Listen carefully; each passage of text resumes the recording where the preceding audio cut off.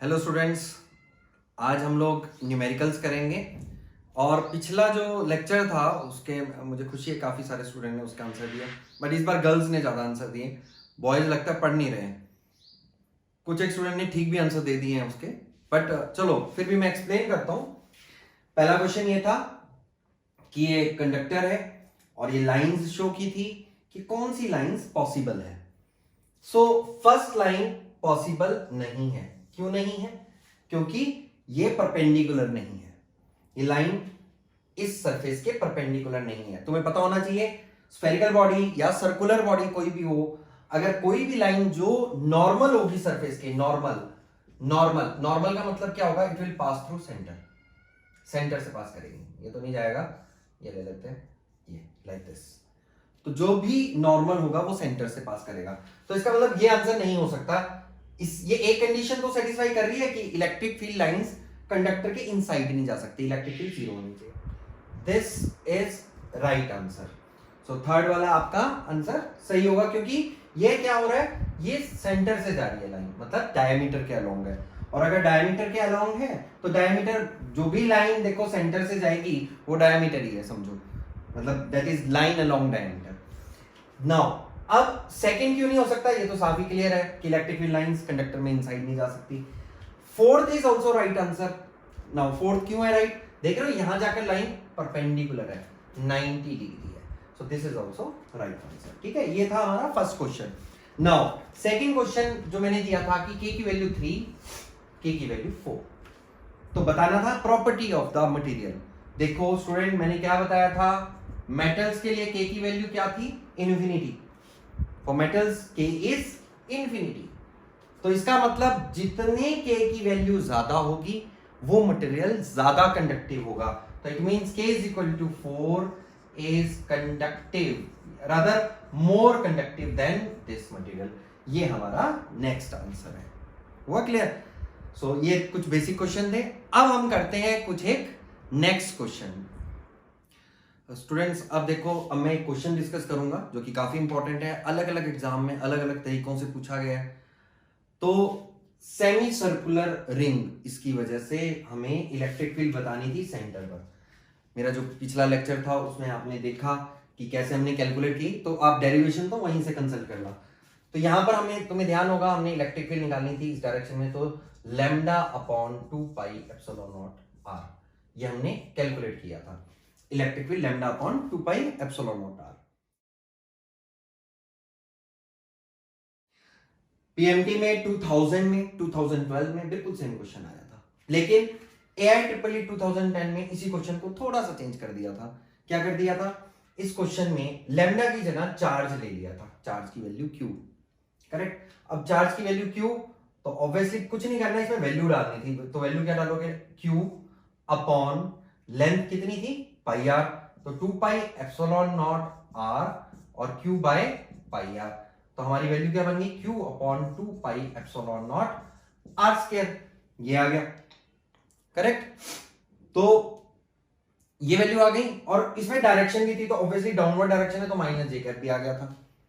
इसी तरह से इसके बाद एक और क्वेश्चन जो हमारा इसी टाइप का क्वेश्चन पर थोड़ा सा डिफरेंट, क्योंकि जेईई में थोड़ा सा टिपिकल क्वेश्चन भी डाल देते हैं। वैसे मैंने आगे डेरिवेशन करी थी इसकी कि किस तरह से हम cos थीटा sin थीटा लेते हैं, जनरल डेरिवेशन की थी। अब जरा देखो, इसमें क्या है कि हाफ रिंग पर पॉजिटिव चार्ज है और हाफ रिंग पर नेगेटिव चार्ज है। अब तुम देखो, हाफ पर पॉजिटिव चार्ज, हाफ पर नेगेटिव चार्ज, तो मैं पहले इसकी वजह से एंगल थीटा पर स्मॉल एलिमेंट लेके स्मॉल इलेक्ट्रिक फील्ड यहां ले ली, यानी ये डीई क्या होगी? अच्छा, लैम्डा, अगर लैम्डा की टर्म्स में जैसे हमने पहले किया था, तो ये वैल्यू कितनी आनी चाहिए थी? के lambda R D theta upon के क्यू, ये क्यू था, ध्यान होगा। ये डेरिवेशन आप देख लो, अगर किसी को कंफ्यूजन होगी तो पिछला जो लेक्चर है वो दोबारा से रिपीट कर लेना, वहां पता लग जाएगा किस तरह से हमने किया था। अपॉन आर स्क्वायर, है ना, के क्यू अपॉन आर स्क्वायर, ये हमारा फॉर्मूला आया था, जिसको हम सॉल्व करके देखते हैं। के आर कट गया, lambda d theta upon r, तो ये स्मॉल इलेक्ट्रिक फील्ड की वैल्यू है। अब इसकी वजह से इलेक्ट्रिक फील्ड इधर को होगी, लेकिन ये वाला चार्ज जो है ना, ये नेगेटिव है। यहां पर भी अगर हम ऐसा ही एक एलिमेंट एंगल थीटा पर डी थीटा लेके करेंगे तो तुम खुद सोचो, ये नेगेटिव चार्ज है तो इलेक्ट्रिक फील्ड टुवर्ड्स होगी, इधर को होगी, और सेम वैल्यू होगी, मैग्नीट्यूड सेम होगा, डीई डीई। और ये मत सोचना ये छोटी है बड़ी है तो कहीं ये भी डीई ऐसे लिख लो जाए लाइक दिस। तो आप खुद सोचो, ये एंगल भी थीटा, ये एंगल भी थीटा, दोनों के कंपोनेंट हम बीच में बनाएंगे इस डायरेक्शन में। डीई का कंपोनेंट डीई cos थीटा, इसका भी component dE cos theta, dE sin theta d sin theta cancel हो जाएंगे, मतलब इसके जो कंपोनेंट बनाओगे sin थीटा कंपोनेंट कैंसिल हो जाएगा। तो हमारा रिजल्ट क्या है, हमने इसको ऐड ऑन करता है 2e DE cos theta integration कहां से कहां तक, 0 से π/2 तक, करेक्ट, 0 से π/2 तक। तो हमें यहां से इंटीग्रेशन करनी, क्योंकि दोनों के कंपोनेंट्स हम ऐड ऑन किए जा रहे हैं, तो एंगल तो हमें 0 से π/2 ही लेना है ना, 0 से π/2 ही लेना है ना, तो इसलिए इंटीग्रेशन 0 से π/2 करेंगे। तो अब यहां पर अगर मैं वैल्यू डालूंगा 2de, यहां से k लैम्डा अपॉन r बाहर निकाल लेते हैं, 0 to π/2, de की value k lambda d theta, यानी k lambda cos theta d theta upon, ये r तो निकल ही गया, आई थिंक k लैम्डा की जरूरत नहीं थी, सिर्फ cos थीटा d थीटा रहेगा। यहां से cos थीटा की इंटीग्रेशन क्या होगी, sin थीटा, और 0 से π/2 डाल देंगे वैल्यू, तो 2k lambda upon r sin theta from 0 to π/2, sin π/2 1, तो हमारा क्या आ गया 2k lambda upon r। k की वैल्यू याद है तुमको, क्या थी k की वैल्यू, यहां पर k की वैल्यू थी 1/4 पाई एप्सिलॉन नॉट। तो क्या हो जाएगा, ये वैल्यू क्या आ जाएगी, electric field, net electric field की अगर मैं बात करूं तो आ जाएगी 1/2 पाई एप्सिलॉन नॉट r। कुछ देख रहे हो इसमें, वैल्यू वही आ गई, सेम ही आ गई। तो यहां पॉजिटिव नेगेटिव रखने के बावजूद भी वैल्यू वही आ गई, तो याद रखनी है ये बात कि ये वैल्यू आ गई। लेकिन यहां पर एक पॉइंट है, क्या, यहां पर जो चार्ज दिया था ना इन्होंने, ये पॉजिटिव चार्ज है, ये नेगेटिव चार्ज है, दो चार्ज हो गए ओवर व्हाट, और इसकी लेंथ दी हुई है l। आप जरा क्वेश्चन को देखें जरा, जो पहले भी दिखाया तुमको क्वेश्चन, तो क्वेश्चन में लेंथ l दी हुई है पूरी। अब लेंथ l है, तो इसको अगर मैं l की टर्म्स में लिखना चाहूं तो पहली बात तो लैम्डा किसके इक्वल है, टोटल चार्ज लेंगे 2q अपॉन l। अब कई स्टूडेंट ये मत सोचो ना टोटल चार्ज अगर q और माइनस q लेंगे तो 0 हो जाएगा, नहीं, या फिर ऐसा कर लो इतने पार्ट का ले रहे हो तो q अपॉन l/2 होगा, तो ये आ गया। तो यहां हम वैल्यू डाल देंगे इसकी।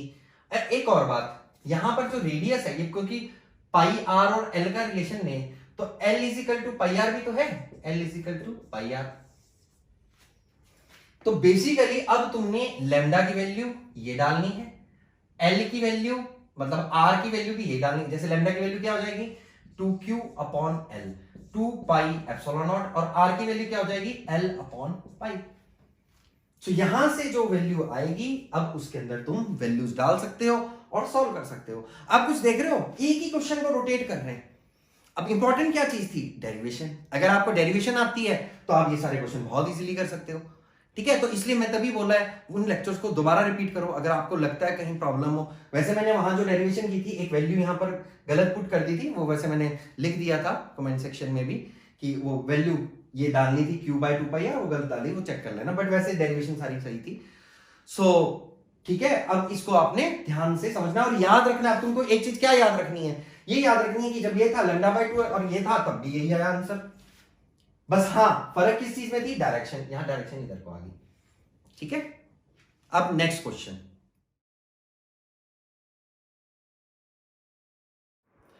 सो स्टूडेंट ये क्वेश्चन आप देखो, एक क्वेश्चन आपको जो इसमें दिख भी रहा होगा, पहले देख लिया होगा आपने। इसमें यह बताना है इलेक्ट्रिक फील्ड कहां जीरो होगी, राइट। वैसे मैंने इसका सब्जेक्टिव मेथड तो आपको बताया है, आप चेक कर लेना, जहां मैंने कूलम्स लॉ करवाया था वहां पर ये न्यूमेरिकल सॉल्व कराया। बट अब देखें इसको कैसे सॉल्व करना है कि इलेक्ट्रिक फील्ड कहां जीरो। सबसे पहली बात, एक चार्ज नेगेटिव है एक पॉजिटिव है, बीच में तो होगा नहीं, तो कहां होगा, ये कहीं इस यहां कहीं होगा इसमें। अच्छा एक बात और बताई थी, पॉइंट होगा कहां जहां इलेक्ट्रिक फील्ड बैलेंस हो सकती है, तो पॉइंट वहां होगा जहां चार्ज का मैग्नीट्यूड कम हो। नेगेटिव पॉजिटिव से कोई लेना देना नहीं है, जहां मैग्नीट्यूड कम हो। तो जब मैग्नीट्यूड यहां कम है तो पॉइंट यहीं होगा कहीं। अब वो पॉइंट अगर यहां होगा और मुझे डायरेक्टली सॉल्व करना है तो अब वो कैसे सॉल्व करें। तो अब देखो मैंने बताया था इसमें रेशियो ले लो, ये देखो यहां से एक लाइन ये और मैंने एक लाइन ये शॉर्टकट ले लेते हैं। तो एक लाइन ये और एक लाइन ये। अब इसमें रेशो क्या है चार्जेस की, यहां से देखें 2:8, माइनस को मत कंसीडर करो, अगर मैं लूं तो यहां पर होगा 2:8, राइट। 2:8 मतलब कितना हुआ, 2:8 का मतलब क्या हुआ, 1:4। नेक्स्ट स्टेप ये किया था ना हमने, 1:4। अब अगर ये 1:4 है, उसके बाद अगला स्टेप क्या था, रूट करना था। रूट करेंगे तो √1 और √4 का क्या होगा 2 मतलब यहां से यहां तक, 1 मतलब यहां से यहां तक, यहां से यहां तक 2, और ये लेंथ L है। अच्छा ये पूरा यहां से यहां 2 है, ये 1 है, तो बचा कितना, ये भी तो 1 बचा, ये 1 ये भी 1, यानी ये लेंथ L तो ये भी लेंथ L। तो इसका मतलब अब ये नहीं कि सीधे आप आंसर में आ जाओ, ऑल्दो इसमें जो ऑप्शंस हैं उसमें L वाली ऑप्शन है ही नहीं, लेकिन अगर मान लो तुम्हें दी हो L ऑप्शन तो कंफ्यूज हो जाता है स्टूडेंट कि मेरा तो आंसर आ गया L नहीं, क्योंकि क्वेश्चन में ये कोऑर्डिनेट दिया हुआ है, ओरिजिन ये है, L ये है, तो L ये होगा, तो ये कितना होगा, ये पॉइंट कहां होगा, 2L,0।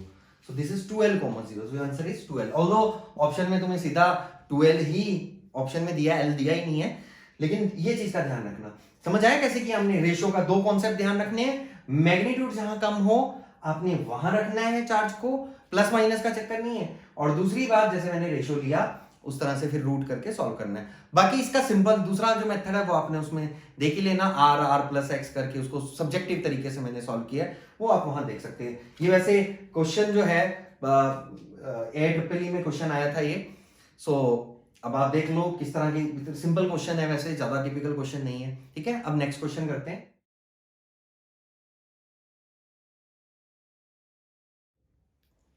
तो स्टूडेंट नेक्स्ट क्वेश्चन एक जेईई मेन 2013 का है। वैसे मैं आज जो क्वेश्चंस करा रहा हूँ ज्यादातर तुमको वो क्वेश्चंस करा रहा हूँ जिनके टॉपिक्स भी हम लोगों ने किए हैं। तो अब ये जो क्वेश्चन है इसमें एक चार्ज इधर है, एक चार्ज इधर है, और एक चार्ज को हमने डिस्प्लेस किया है y, जो कि आपने क्वेश्चन में पढ़ा। मैंने एक क्वेश्चन तुम्हें अगेन टिप्स एंड ट्रिक्स वाला जो लेक्चर था उसमें आपको एक क्वेश्चन करवाया था, जिसमें हमने HC वर्मा का एक क्वेश्चन किया था। तो उसमें हमने क्या पढ़ा था कि अगर ये चार्ज पॉजिटिव, ये दोनों चार्ज पॉजिटिव, ये पॉजिटिव, और ये स्मॉल है काफी, ये distance this y is very small, इनके बीच में डिस्टेंस सपोज 2a है, इसमें लिखा हुआ है कि y is very very less than a, तो इट मींस क्या किया था उसमें, ये आप उसमें चेक करोगे, डिराइव किया था मैंने फॉर्मूला, बट यहां मैं डायरेक्टली लिखूंगा force directly proportional to y आया था। अब अगर force directly proportional to y है तो ये सिंपल हार्मोनिक तो है नहीं, खुद सोचो ये पॉजिटिव है, पॉजिटिव है तो फोर्स ऊपर को ही लगेगी इसकी, तो force is directly proportional to y आया था। तो मैंने वहां पर एक कंडीशन बताई थी कि अगर ये चार्ज नेगेटिव होगा, तुम्हारा ये क्वेश्चन तो यही सॉल्व हो गया, यही पूछा हुआ है इसमें, लेकिन अगर ये चार्ज नेगेटिव होता तो फिर ये फोर्स प्रोपोर्शनल टू -y होता, और फिर ये सिंपल हार्मोनिक मोशन भी होता, करेक्ट। ये मैंने क्वेश्चन वहां पर करा था, और इसका एक दूसरा पार्ट भी किया था कि अगर चार्ज को इधर और इधर डिस्प्लेस करें तो क्या होगा, correct. So this was JEE main 2013, वैसे एम्स में भी आया इस टाइप का क्वेश्चन। सो नाउ अब next question. So student next जो क्वेश्चन है आप ये देख रहे हो, डायपोल है, इलेक्ट्रिक फील्ड में रखा, अगर हम एंगल थीटा पे रखेंगे तो क्या होगा, इस पर फोर्स लगेगी और ये ऐसे ऐसे ऑसिलेट करेगा, तो हमें इसका टाइम पीरियड निकालना है। सपोज क्वेश्चन में तुम्हें दिया हुआ है डायपोल मोमेंट दिया है, मोमेंट ऑफ इनर्शिया दिया है, वैसे ये एंगुलर है सिस्टम में, तो अगर मैं डेरिवेशन पॉइंट ऑफ व्यू से देखूं तो सबसे पहला काम क्या करूंगा, यहां पर डायपोल मोमेंट की डायरेक्शन इधर को है, ओके। नाउ टॉर्क निकालेंगे सबसे पहले, टॉर्क का फॉर्मूला करी थी डेरिवेशन, टॉर्क का फॉर्मूला PE sin थीटा। वैसे भी जब पहले ये सीधा, अगर मैं इसको थोड़ा लेके जाऊंगा तो रिस्टोरिंग टॉर्क लगेगी, यानी ये वापस आएगा, फोर्स लगेगी जब इसके ऊपर तो ये वापस आएंगे, तो मैं इसमें क्या लिखूंगा, torque is equal to PE sin theta minus PE sin theta minus PE, and theta is small, simple harmonic होने के लिए ये थीटा स्मॉल होना चाहिए। ये बिल्कुल वैसा ही है जैसा हम पेंडुलम में भी करते थे, पेंडुलम में भी angle theta and theta should be very small, तो अगर थीटा स्मॉल होगा तो ये क्या बन जाएगा, PE थीटा बन गया, राइट। टॉर्क का फॉर्मूला क्या होता है, I alpha minus PE theta. तुम्हें ध्यान होगा सिंपल हार्मोनिक मोशन में तुमने पढ़ा था टाइम पीरियड का फॉर्मूला, क्या था टाइम पीरियड का formula, time period is equal to 2π of displacement upon acceleration, और अगर एंगुलर SHM है तो हम इसको लिखते हैं थीटा अपॉन अल्फा। तो यहां से theta upon alpha, theta upon alpha लें तो आई अपॉन पीई लाइक दिस, ये मैग्नीट्यूड है, ध्यान रखना, ये मैं वैल्यूज में डाल देता हूं। तो टाइम पीरियड का फॉर्मूला क्या बन गया, 2 pi under root of I upon PE, that is your answer, correct. लेकिन इस क्वेश्चन को और भी तरीकों से पूछ सकते हैं। कैसे, कई बार क्या कर देते हैं, इसका मास दे देते हैं साथ में, ये मास है, इसका मास भी दिया हुआ है लेंथ 2l दी हुई है और मुझे टाइम पीरियड निकालना है इसका, तो मैं इसको क्या सोच सकता हूं कि ये भी पेंडुलम है, ये पेंडुलम है, और ये देखो अगर ये ऑसिलेट करेगा तो वो इस पॉइंट के अबाउट करेगा ना, सेंटर ऑफ मास के अबाउट करेगा, ये सेंटर ऑफ मास के अबाउट अगर ये ऑसिलेट करेगा तो बेसिकली ये लेंथ है, मतलब ये लेंथ है, this is length, small n ये ले लो, और ये ग्रेविटी है, और यहां पर ये क्या है, इलेक्ट्रिक फील्ड है, बेसिकली इलेक्ट्रिक फील्ड है, और इसकी वजह से एक्सीलरेशन क्या होगी, QE by m, force is equal to QE, acceleration is QE by m। अब पेंडुलम में टाइम पीरियड का क्या फॉर्मूला होता है, 2 pi under root of L upon G, right. तो अब मैं क्या करूंगा, मैं ये सिर्फ शॉर्टकट है, सोचने का तरीका है। शॉर्टकट क्या है, इस पॉइंट से अगर मैं देखूं तो ये ऑसिलेट करेगा, कैसे, ये ऐसे ऑसिलेट करेगा, ये ना, ये ऐसे ऐसे ऐसे, ये पेंडुलम बन गया। अगर मैं इसको सीधा कर दूं तो ये इलेक्ट्रिक फील्ड, ये gravity, acceleration due to gravity. तो अब time period 2 pi under root of L upon G, L तो यही आ गया, G की जगह QE by m, QE by m, खत्म। हाँ, अब डायपोल मोमेंट में कन्वर्ट करना है अगर इसको, तो कुछ नहीं करना, मैं यहां से मल्टीप्लाई कर देता हूं, L से मल्टीप्लाई एंड L से डिवाइड, करेक्ट, L से मल्टीप्लाई L से divide, time period is equal to 2 pi under root of ml square upon q into 2l into e। मैंने 2l ले लिया, यहां भी 2l ले लेता हूं। इसके अबाउट इसका मोमेंट ऑफ इनर्शिया क्या होगा, m into L square, moment of inertia का फॉर्मूला, यहां भी m into L square, total moment of inertia 2ml square.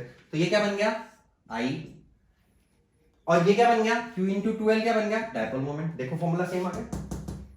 तो चाहे हम इस तरीके से करें, चाहे इस तरीके से करें, दोनों तरीके से करें, इस तरह से भी क्वेश्चन आया हुआ है इस तरह से तो आया ही है।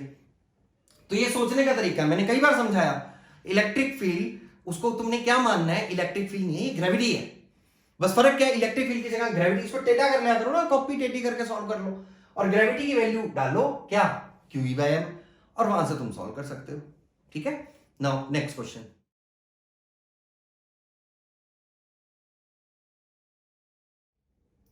तो स्टूडेंट अब अगर हम देखें इस क्वेश्चन के अंदर, देख रहे हो डायग्राम, कुछ ज्यादा ही सुंदर बनाया मैंने ये डायग्राम बाकी आप क्वेश्चन में देख लो, मैं इससे ज्यादा सुंदर नहीं बना सकता डायग्राम।